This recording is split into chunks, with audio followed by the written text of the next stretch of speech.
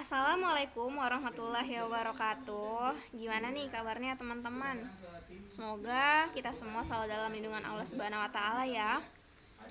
Nah, untuk pertemuan biologi kali ini, kita akan membahas mengenai soal-soal yang terakhir kali Miss kasih tugas. Itu kan ada 4 tuh, masih ingat nggak tuh yang soal yang pertama itu ada bagaimana sih mekanisme pembentukan hujan sorry hujan asam itu terjadi. Mekanisme itu sama aja kayak proses. Jadi bagaimana proses pembentukan dari hujan asam itu terjadi. Di sini atau di video kali ini Miss akan jelaskan bagaimana hujan asam itu terjadi dan soal-soal lainnya. Dan di sini juga Miss sertakan kuis yang kalian nanti wajib isi pada kolom komentar. Maksudnya jawabannya boleh kalian tulis dalam kolom komentar ya. Lihat aja. Nah, untuk hujan pasti kalian udah tahu apa itu hujan ya kan. Hujan itu banyak banget loh manfaatnya. Untuk manusia juga kan manfaatnya ada. Terus untuk tumbuhan juga pastinya ada, maupun untuk hewan. Nah, definisi dari hujan ini sendiri adalah peristiwa turunnya butir-butir air dari langit ke permukaan bumi. Yang pastinya kalian sudah tahu ya. Tapi apa sih bedanya dengan hujan asam? Apa aja yang terkandung dalam hujan asam? Dan apakah hujan asam itu memberikan dampak yang negatif atau positif bagi manusia, hewan maupun tumbuhan? Hujan asam tuh kayak gimana ya? Apakah airnya itu sifatnya asam? Kita akan bahas di slide selanjutnya. Next. Nah, di sini ada mekanisme pembentukan hujan asam. Dimulai, start.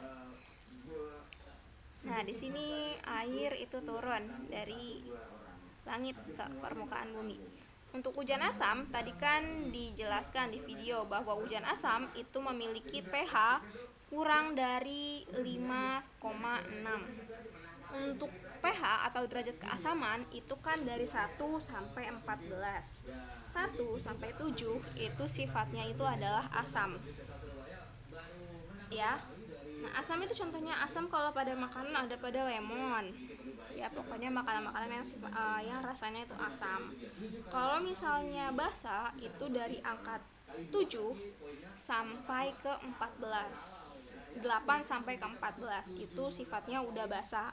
Contoh dari basa adalah sabun. Ya, itu basa. Nah, untuk hujan asam dia derajatnya atau pH nya itu kurang dari 5,6. Next. Di sini ada penyebab hujan asam itu terjadi.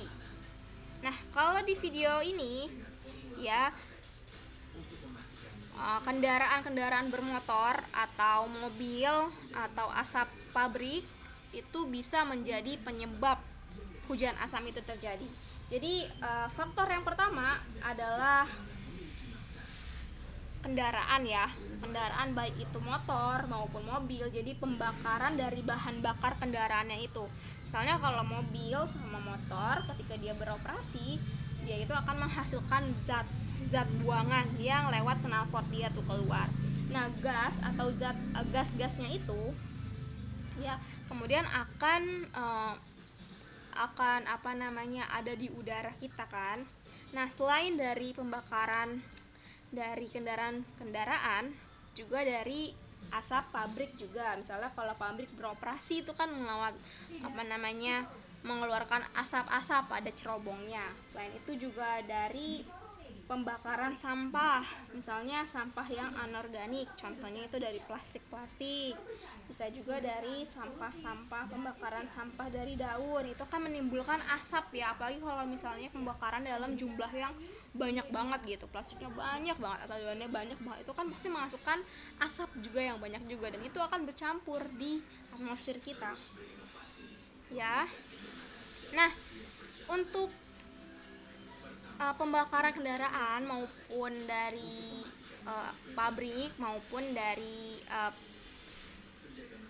pembakaran sampah, dia itu akan menghasilkan gas, ya, menghasilkan gas namanya ada karbon dioksida. Selain itu juga ada karbon monoksida. Selain itu ada sulfur oksida.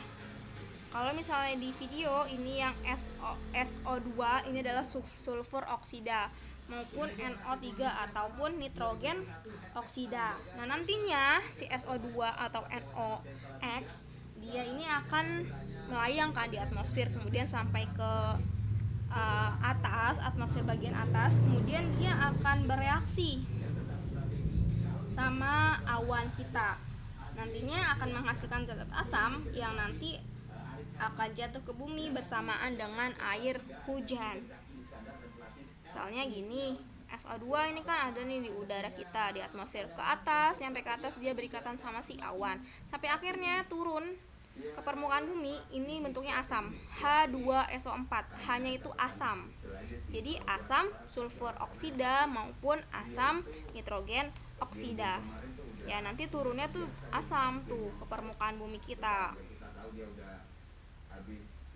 Nah, pastinya hujan asam ini memberikan efek yang negatif bagi manusia itu sendiri, hewan maupun tumbuhan. Nanti kita akan pelajari apa aja sih dampak yang ditimbulkan dari hujan asam bagi organisme. Mulai dari yang pertama, misalnya pada ikan. Ya, pada ikan itu kan hidup maupun di air laut juga iya, air payau juga iya, air apalagi tuh, air tawar juga iya. Ketika ikan-ikan hidup di air, otomatis air itu akan bercampur dengan hujan asam. Nah, ketika ya air-air di laut maupun air-air tawar itu bercampur dengan asam, otomatis kandungan air pun sifatnya asam. Dan ikan nggak bisa menerima itu, karena dia itu akan pastinya akan menghirup air yang bersih kan, maka nanti akan mati. Selain pada ikan, itu juga terjadi dampak yang negatif bagi tumbuhan. Nah, nantinya pada tumbuhan pH tanah itu akan menurun, jadinya asam. Selain itu akan terjadi yang namanya nekrosis atau kerusakan jaringan. Apa sih kerusakan jaringan? Jadi jaringan-jaringan pada tumbuhan, terutama misalnya jaringan phloem atau xilem, di mana jaringan misalnya di dalam akar nih. Akar ini dia itu kan fungsinya itu untuk mengangkut air di dalam tanah untuk dibawa ke seluruh tubuh tanaman, mau untuk ke daun, ke batang. Itu ya fungsi dari akar. Tapi ketika akarnya ini rusak, ya jaringannya ini rusak, jaringan pada akar ini rusak, otomatis dia itu nggak akan bisa menyerap air maupun nutrisi dari dalam tanah. Padahal tanaman itu sangat butuh air untuk melakukan apa? Fotosintesis. Ya, ketika misalnya dia udah nggak bisa menyerap air gara-gara tanahnya ini asam, otomatis dan tanahnya ini udah tanahnya ini pH-nya asam, udah gitu juga jaringannya rusak gara-gara hujan asam, maka nanti tumbuhannya ini akan mati atau akan layu. Ya, kasihan tanamannya. Jadi kalau pada manusia, ya hujan asam itu memberikan efek kerusakan bagi kulit kita. Kalau pada manusia, kalau misalnya rusaknya kulit kita kan bahaya ya. Nah, meski dampaknya daripada manusia udah ya kan, misalnya mengalami kerusakan kulit. Terus bagi tumbuhan juga udah, jadi tumbuhannya layu atau mati. Terus pada hewan-hewan juga udah, hewan-hewannya bisa mati. Nah, selain pada makhluk hidup yang biotik juga ternyata berdampak bagi abiotiknya juga. Yang tidak hidup contohnya itu ada pada jembatan. Misalnya jembatan itu kan dari besi ya. Besi itu akan mengalami korosi karena adanya hujan asam atau karatan. Nah, nantinya korosi ini akan membuat material atau jembatan ini jadinya rapuh. Padahal jembatan ini kan fungsinya penting bagi manusia ya kan, kadang manusia tuh lewat dari suatu wilayah ke wilayah yang lain itu melewati jembatan. Tapi kalau misalnya jembatannya rapuh, otomatis nantinya akan memberikan efek yang negatif pada manusia, misalnya jembatannya itu runtuh atau sorry, jembatan tuh materialnya logam. Jembatan itu materialnya logam. Jadi logam ini akan berkarat, kemudian kalau misalnya karatan berarti nanti akan rapuh. Ya kan, rapuh nanti jembatannya hancur. Nah, selain itu juga nantinya misalnya di rumah kalian juga air-air gitu yang ditampung juga jadinya asam. Nah, disinilah kalian perlu kesadaran dari diri kalian sendiri untuk meminimalkan laju polusi udara yang bisa berpotensi menimbulkan hujan asam. Nah, sehingga dampak dari hujan asam ini bisa diminimalisir. Nah, bagi kalian sebagai generasi muda, apa sih tindakan yang harus kalian lakukan untuk mengurangi atau meminimalkan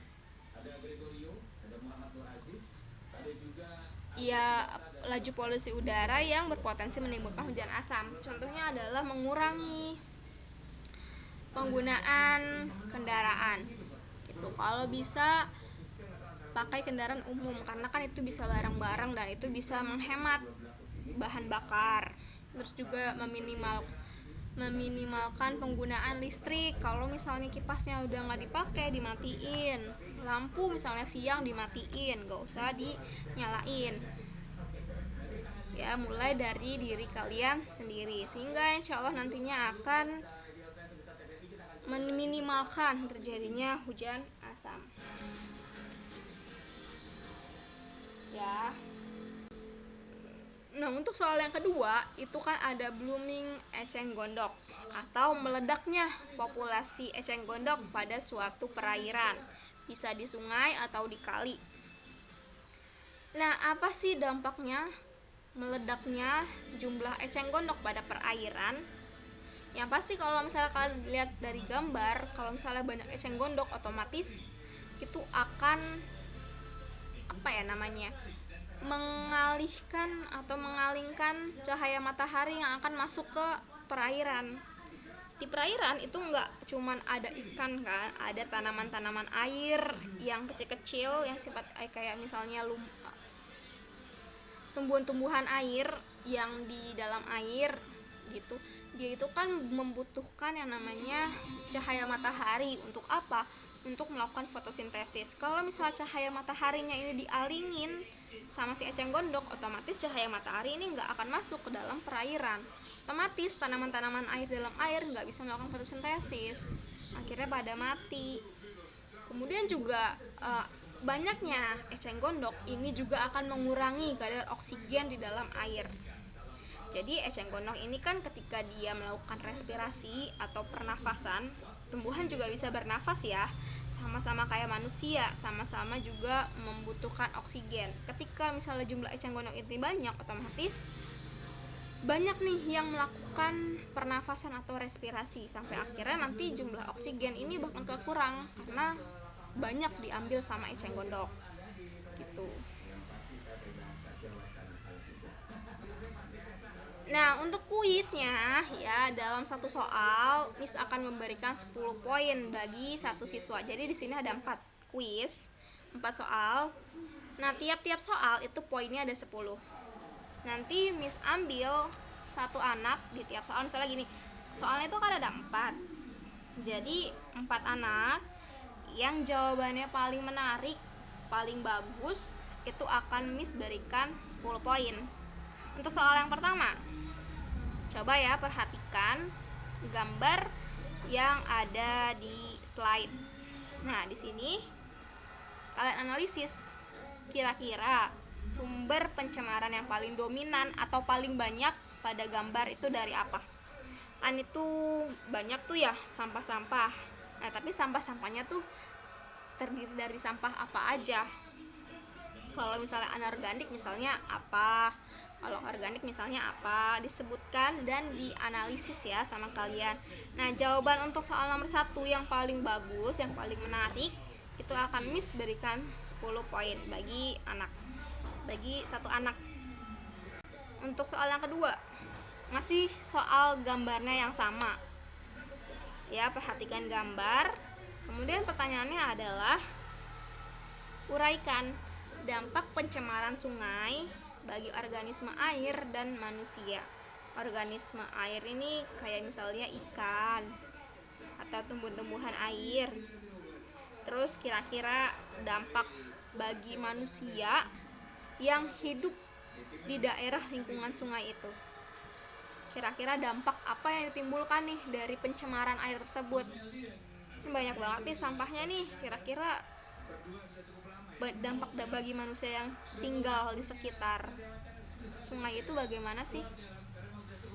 Soal yang ketiga, perhatikan gambar. Ini ada pantai tapi banyak banget sampah-sampah plastiknya ya di sekitaran areal pantai. Padahal pantai ini kan sebagai objek wisata di mana bisa dinikmati oleh kita sebagai makhluk hidup. Nah, biasanya adalah pantai menjadi salah satu tujuan wisata kita untuk menghilangkan penat. Tapi kalau misalnya objek wisata itu sendiri banyak ditumpuki oleh sampah, otomatis nilai keindahan itu akan berkurang. Nah, keindahan ini berkurang. Ini disebabkan oleh manusia itu sendiri. Kita sering membuang sampah sembarangan sampai akhirnya menumpuk nih di pantai, dan ini akan sangat-sangat mengurangi keindahan dari wisata alam tersebut kan. Nah, untuk pertanyaannya adalah bagaimana sih pendapat kamu ketika melihat objek wisata dipenuhi dengan sampah? Apa sih pendapat kamu? Misalnya gini, kalian kan tiap tahun misalnya jalan-jalan ke Anyer, terus ternyata pas nyampe Anyer kalian kecewa banget nih ngeliat banyak sampah. Terus pendapat kamu gimana sih karena ngelihat banyak sampah di sekitar pantai tersebut? Soal kuis yang terakhir, gambarnya masih sama, perhatikan gambar. Kemudian pertanyaannya adalah jelaskan 3 cara menanggulangi dari pencemaran di atas. Ya, menanggulangi itu maksudnya mengurangi atau menanggulangi supaya meminimalisir hal ini terjadi dari pencemaran air pada gambar di atas ya. Silakan jawaban kalian tulis di kolom komentar. Jawaban yang paling menarik, jawaban yang paling bagus akan Miss beri poin 10 ya. Terima kasih sudah menonton video pembelajaran kali ini. Semoga bermanfaat bagi kita semua. Semoga kita semua selalu masih dalam lindungan Allah Subhanahu wa taala. Semoga kalian masih semangat dalam belajarnya meskipun sedang pandemi. Miss tunggu kalian untuk belajar offline-nya ya di sekolah dan ketemu dengan teman-teman lainnya. Sampai di sini. Kurang lebihnya mohon maaf. Wassalamualaikum warahmatullahi wabarakatuh. See you next week. Bye bye.